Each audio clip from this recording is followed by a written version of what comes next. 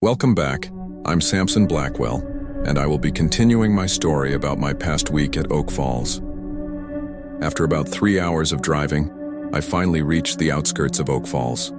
The sign at the edge of town read, "Welcome to Oak Falls, population 952. As I passed the signpost and continued further into town, I was finally confronted with signs of human habitation. At first it was just one house, then several more, until finally some semblance of civilization became apparent. As I pulled up toward what I could only assume was the town square, I began to search around for the police station, or even the town hall.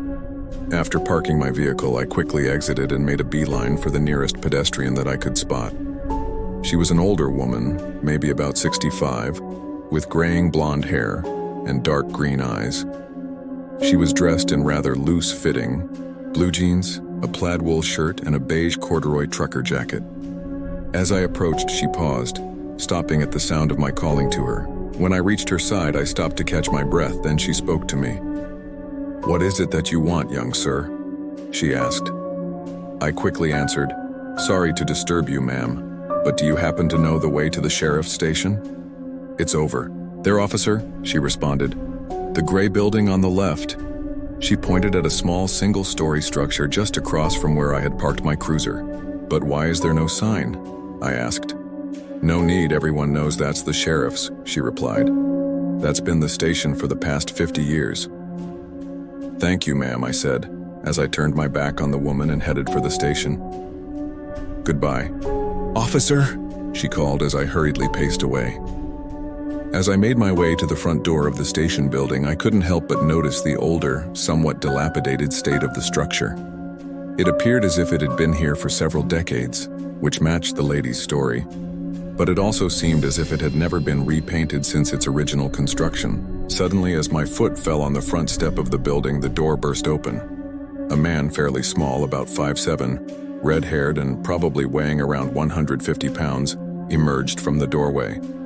He was holding a black cowboy hat in one hand and a navy blue jacket in the other.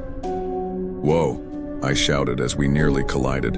"Watch out, sorry there," he responded in a tense manner. I wasn't looking where I was going. "Wait, who are you anyway?" he asked. "I'm Patrolman Blackwell," I answered. "Your sheriff called the state patrol for assistance, so here I am." "Oh, that's right," he said. "The sheriff's not here right now. As a matter of fact, I'm headed over to meet him now. Want to come along?"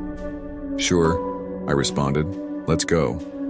On the way, the sheriff's deputy, whose name turned out to be Mark, filled me in on the details of the search. As it turned out, the missing person was a young girl by the name of Alicia Brand. According to the deputy, she was 8 years old and had gone missing yesterday. She was reported missing last evening, but the call to the state patrol was only put in that morning. According to Mark, Alicia had arrived home from school at around 3:30 p.m. yesterday afternoon. Shortly thereafter, she was seen by a neighbor heading into the woods surrounding the nearby properties. Alicia's mother, Mrs. Brand, arrived home at about 4:15 p.m. after finishing her shift at the town's only bank, where she worked as a clerk. Mrs. Brand initially assumed that Alicia was merely playing in the home or in the backyard.